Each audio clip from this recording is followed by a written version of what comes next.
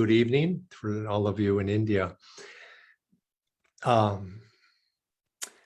couple of weeks ago, maybe a month or two ago, I mentioned a friend of mine who had changed his occupation. He had this desire, long held, to do a certain sort of occupation that he felt he would be good at, and he had seen other people do it, and he was admiring that.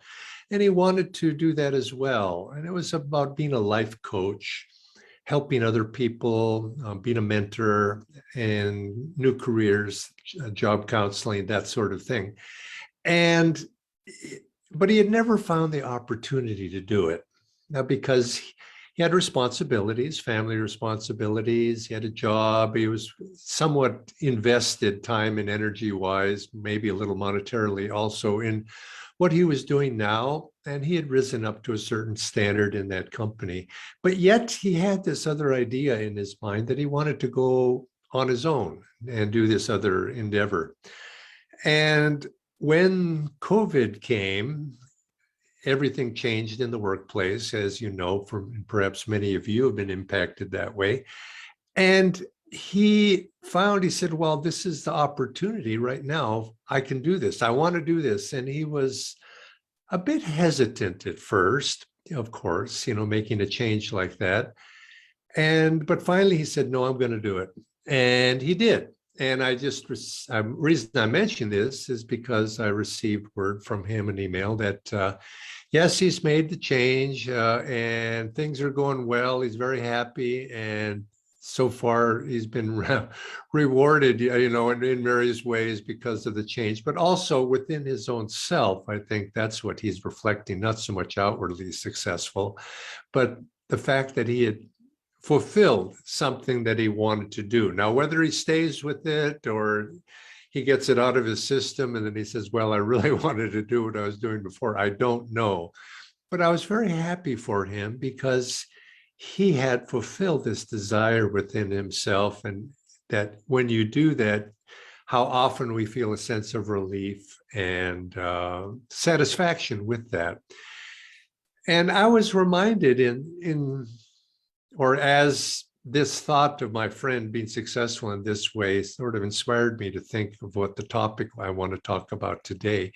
And it reminds me of a story, or a saying, perhaps is a better way to say that, a saying that many people, have been thousands and millions of great ideas that could have been turned into success, except the people to whom those ideas were given were fearful about putting them into practice. And that you could say the universe is waiting, you could say, to express good ideas, but it has to have an instrument or a channel through which those ideas could be expressed in order for them to happen, or inventions to be brought forth, all of these sorts of things. And so I thought, as a topic, this one I titled today is a fear that some people have of failing. And they don't take up something that they really wanted to do because they're afraid. They're afraid, and there are many reasons why we should be afraid. And you could say because we need to be cautious, and obviously it's built within us to avoid danger. You're not going to go rock climbing as a novice without a rope. And, so you're going to be, because you're afraid you're going to fall, and it's justified. But there's many other sorts of fears that we have, that we want to do something, but we're afraid.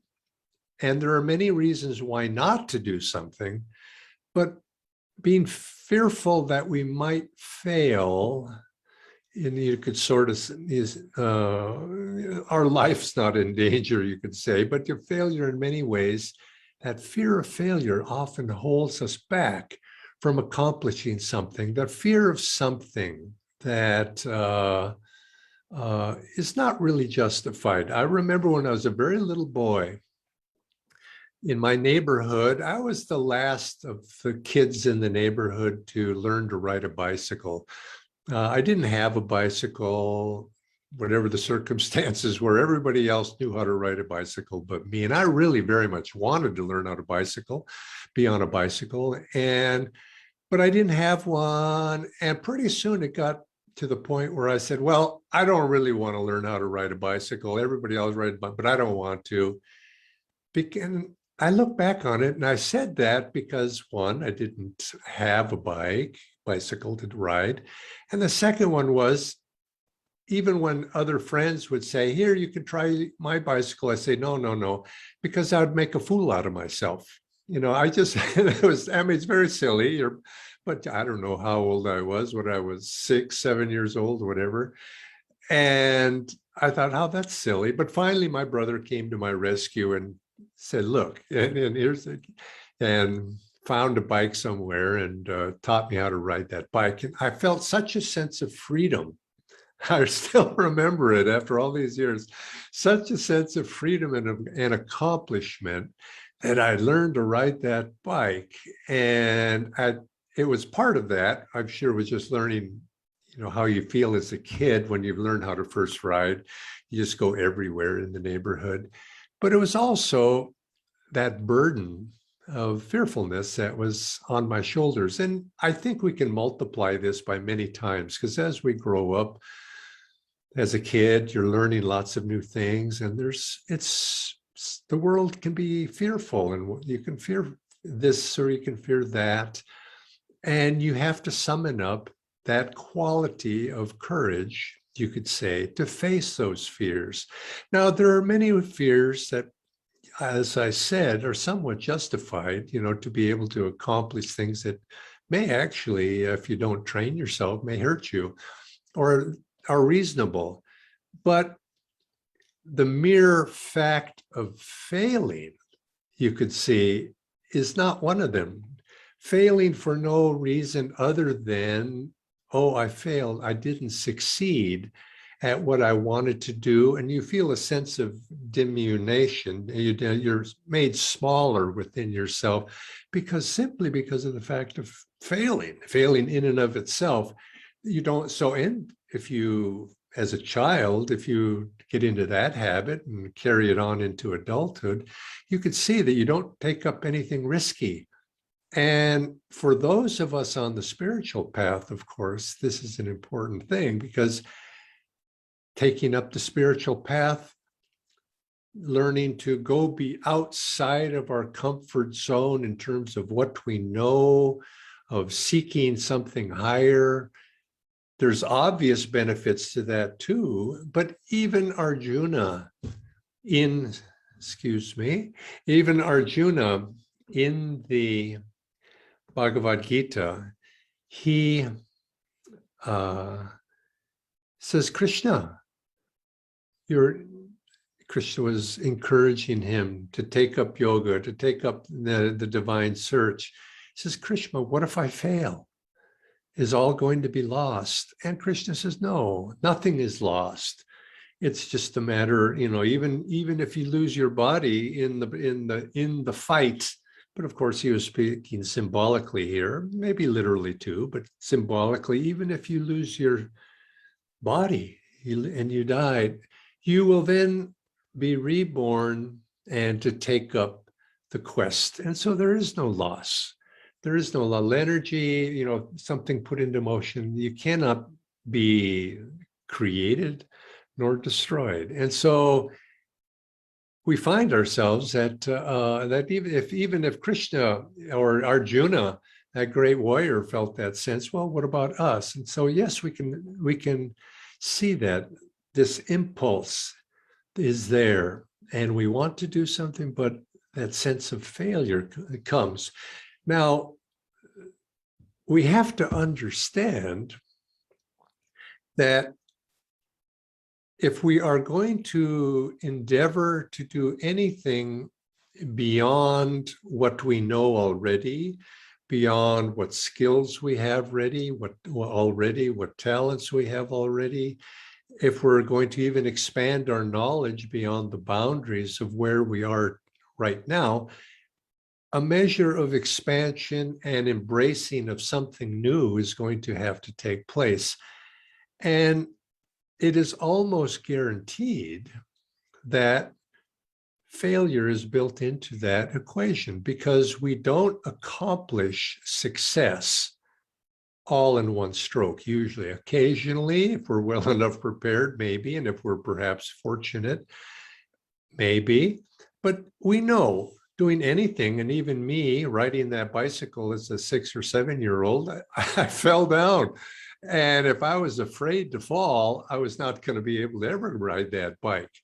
But you see that sometimes, oh, I don't want to, I'm so nervous about falling off the bicycle, I don't do it. And so consequently, anything that we do, taking up a new occupation like my friend did, or perhaps just having the courage to try anything new.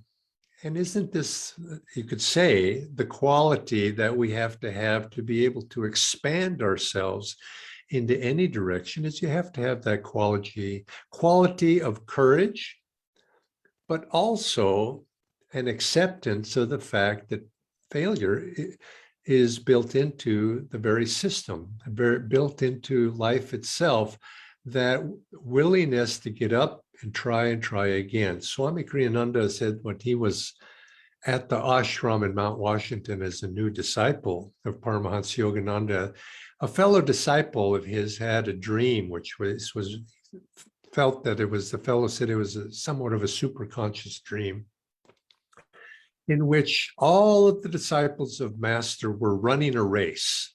Perhaps it was on a track. They were all running a race. And every disciple fell on the race. They would stumble and they would fall to the ground. Everyone. And Swamiji asked this fellow, well, did I fall too? Oh, yes, everybody. And he said, but the only difference between the disciples is some would get up quickly and some would just slow, very slowly get up. Now, of course, this is the disciple that when we do fail, how quickly do we get up and rejoin the race, start running again?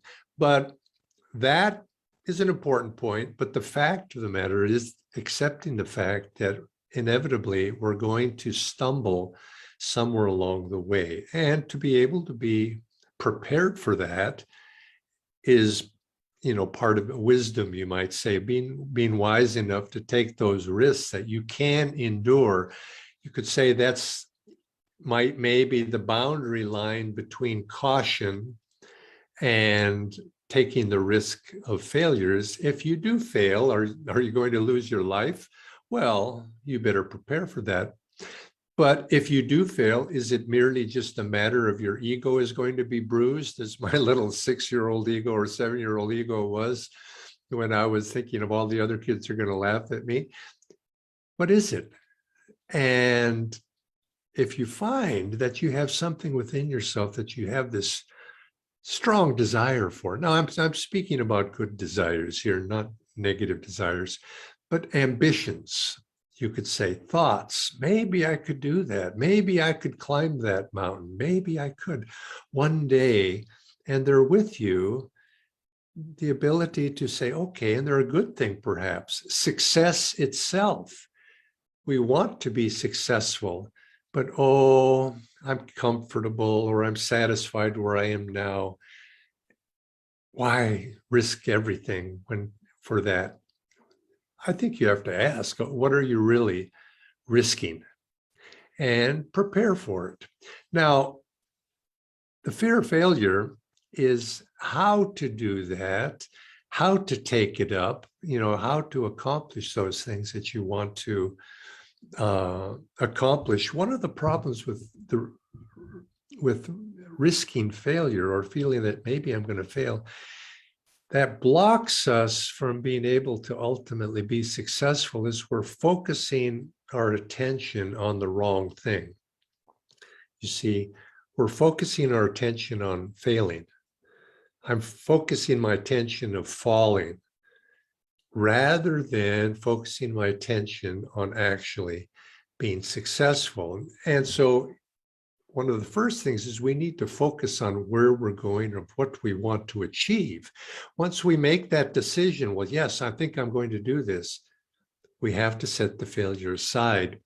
We're cautious, yes, but focus on where we're going. But even more important than that is it's better to focus on those attributes or those qualities which will bring success rather than focusing on the object of our success exclusively. You could say, now, if you read self-help books, they will generally tell you, focus on your goal. I want to be the manager of this company. I want to be this, I want, that. And if you visualize it strong enough, that will ultimately be achieved. Now, that seems to make some success, some commonsensical sense. But there's a story that Swami used to like to tell about the fellow who died and went to heaven. And the story being that the gatekeeper of heaven, who is said to be Saint Peter in the Christian tradition, met him at the gates of heaven, and when he died, and said, "Oh, welcome to heaven. And before you enter here, it's one of the first things I'd like to give you a tour of heaven and show you all the wonderful things that are here in this domain." And he shows the new entrant who had recently passed on from the earthly realms, and he took him on a tour, showed him all the lovely things of the heavenly world. And the man looked over there and he saw a fence, and he says, "What's on the other side of the fence?" And St. Peter says, oh, that. Well, come, I'll show you. I don't usually show that, but let me show you. That's the heavenly junkyard. And so they go and they look over the fence, and there the man sees all of these beautiful cars that are there. They're beautiful cars, all makes, all models. And he sees a brand new Mercedes. And the man asked St. Peter, "Well, why is that Mercedes in the junkyard? It's beautiful. I always wanted a Mercedes just like that." And St. Peter says, "Well, that's interesting. You should say that, because that Mercedes was meant for you. But in your prayers, you kept on saying, oh, that's too much for me. I'll get to Volkswagen instead. And so Cora Maruti, whatever it might be, that's what you aspired to and held in your prayers." You see, the man, and this is the point of this, is what we focus on, sometimes it's too limited. It's more than we have right now, but why limit your thoughts? And so this is the point being here. It's better to focus not so much on the absolute object of our affirmation, but more the attributes that will bring the success, the flow of energy, the strength of one's willpower. If we focus on our willpower, our energy, our concentration, and get those in motion in a positive direction rather than the object, yes, we have to make sure the object is a general direction in which we want to go, but not too specific, because our energy, will, and concentration will bring us what we really want. And we often don't know what it is we really want. We want success, but it's rather amorphous to us. And we then objectify, well, it must be this or it must be this. But real success is something deeper within ourselves. And maybe we don't even know. Our intuition will know, but it needs to be clarified. And so through the use of perfection of the attributes that will bring about success, we clarify and our intuition begins to awaken, and slowly inspiration will be drawn to us by the magnetism that we generate as we move towards success. And so failure, you could see, is really, even in such a situation, is just a bump in the road that needs to be navigated. And anybody who has been successful in anything in life knows that there are ups and downs, there's obstacles and challenges. And if we focus on the challenges too much, why did this happen? Why did that happen? We analyze the bumps. And where's our focus? Our focus is looking at the bumps in the road. We have to realize, accept them. Oh, each one is, you might say, as we like to say, that was a learning experience. And then, which is always in Ananda's history, that is a very commonly used phrase. How'd you do? Did you win? Did you lose? Did the sales go well? Did you succeed or fail? And I remember the first time that came into use commonly in our community, in our ashram, the fellow who was asked that question by Swami Kriyananda, he had just gone out on a large sales tour for our books and our publications and many of our products that people were making at the ashram. And the fellow hesitated for a moment. He says, Swamiji, let's just say it was a learning experience, which said it all. But basically, Swami liked that because he says, yes, that's how it is. As Swami used to say, he says, don't ever say that you failed. Say rather instead, I have not yet succeeded. So why fear failure? Or what can we do? You might say, even on the other side, if you want to pick it up from the other way, what can we do to develop that quality of courage that allows us to face those feelings of failure that we have? Well, I mentioned already, there's a failure that, well, maybe I'm physically going to be in danger. Well, that's true. That's something of a valid reason. And we need to, again, I said we need to be prepared, see the dangers that lie ahead. Climbing a mountain has its intrinsic obstacles to it, which we end up preparing ourselves for.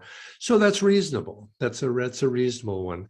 But the second one was, and I mentioned already, is, well, I'm fear of failure because I might make a fool of myself.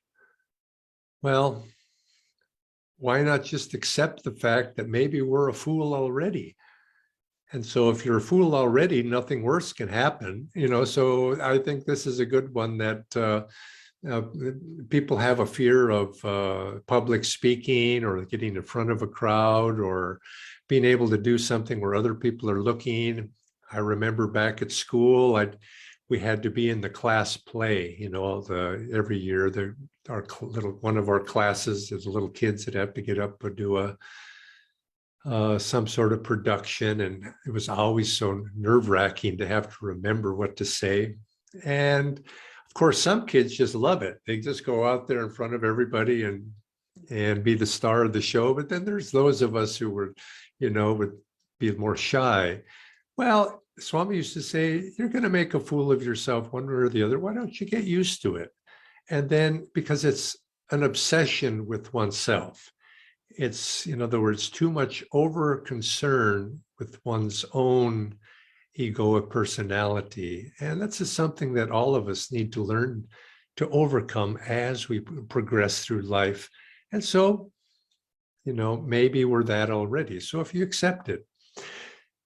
Another concern that people are feared of fail is, well, if I fail, I'll have to start all over again. And this might be something like my friend who started a new career. What if he failed at his new career? Well, one, he could probably go back to what he was doing before, but would he have to really start all over again? Not really. This is a principle to understand. And it's something that Paramhansa Yogananda explained in his exposition on the Bhagavad Gita. He said, no energy put out in a good direction is ever wasted. It's not like if you don't succeed in something, if you have not yet succeeded, it's not that you've lost that energy. You've put good energy out, and good energy in one form or another, whether it's now or it's in the future, will resolve itself and bring back something good to you. You've gained something. Even in the outward expression of failure, you yourself have gained something in that process. The very attempt to succeed at whatever we do, even if it doesn't bear fruit right now, plants the seeds for success in the future, and it generates magnetism.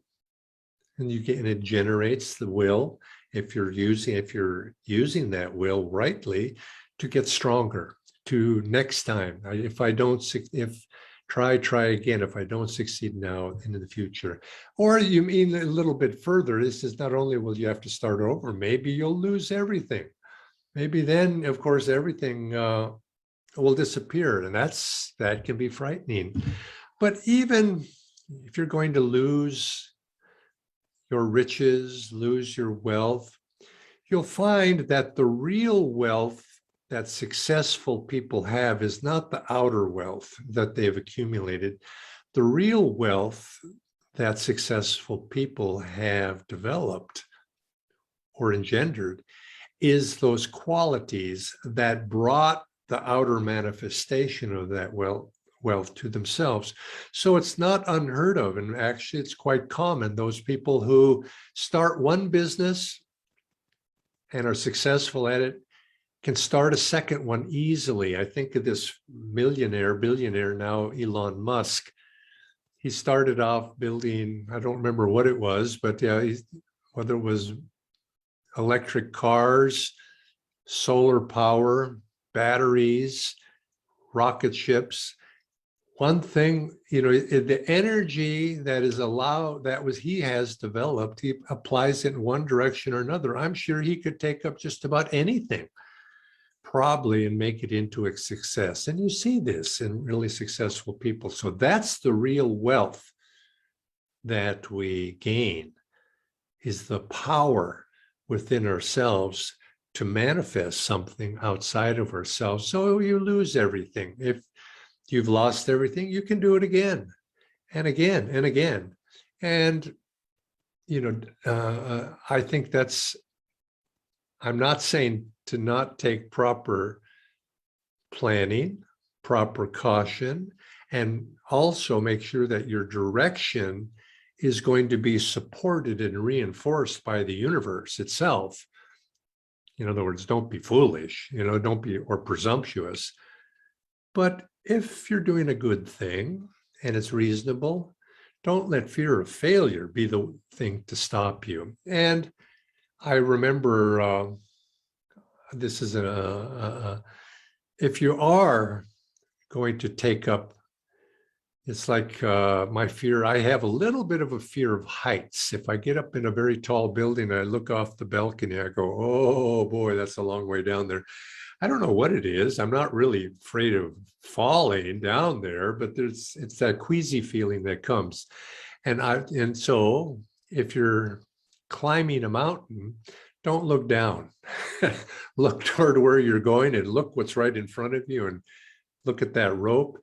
But don't look back at what if this, what if that, because isn't that often one of the qualities of people who fear failure?